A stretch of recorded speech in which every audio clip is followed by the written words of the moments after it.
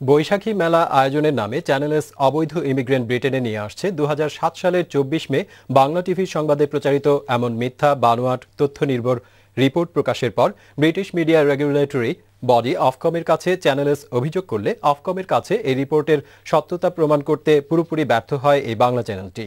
কল্পিত তথ্যে ভরা এই রিপোর্টের মধ্য দিয়ে উদ্দেশ্য প্রণোদিতভাবে চ্যানেল এস এর সুনাম সেই সঙ্গে বৈশাখী মেলা বন্ধ করার অপচেষ্টা চালানো হয়েছে বলে মন্তব্য করেছেন কমিউনিটির জনগণ।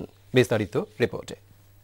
ব্রিটেন সহ ইউরোপে বসবাসরত বাঙালিদের সর্ববৃহৎ মিলন কেন্দ্র বৈশাখী মেলা আয়োজনের সহায়তা, সেই সাথে বিশাল এই মেলাটি ঘরে বসে উপভোগ করার জন্য চ্যানেল এস 2004 সাল থেকে সরাসরি সম্প্রচার করে আসছে এই মেলা।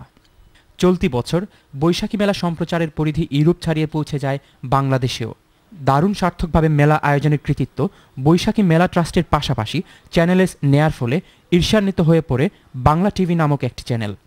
চ্যানেল এসের অর্জিত সুনাম বিনষ্ট করতে উঠে পড়ে লাগে এই টিভি চ্যানেল কর্তৃপক্ষ, যার প্রতিতে 2000 সালের মেলার পর 24শে মে চ্যানেল এস এবং মাহি ফেরদৌস জলিলের বিরুদ্ধে বৈশাখী মেলা ব্যবহার করে অবৈধ ইমিগ্রেন্ট নিয়ে আসছে এমন একটি মিথ্যা বানোয়াট রিপোর্ট প্রকাশ করে।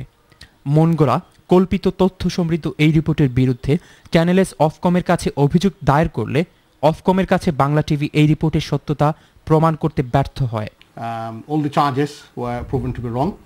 Even at the beginning of the investigation by Ofcom, even the British High Commission from Bangladesh has given the clearance to say that there was no application even been submitted of this nature for this particular mela by Channel S or by Mahi Firdaus Jalil.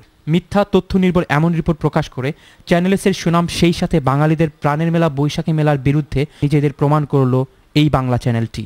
এমন সংবাদ পরিবেশনা কি yellow journalism নয়? Farhan Masud Khan, channel S news desk. Channel S, working for the community.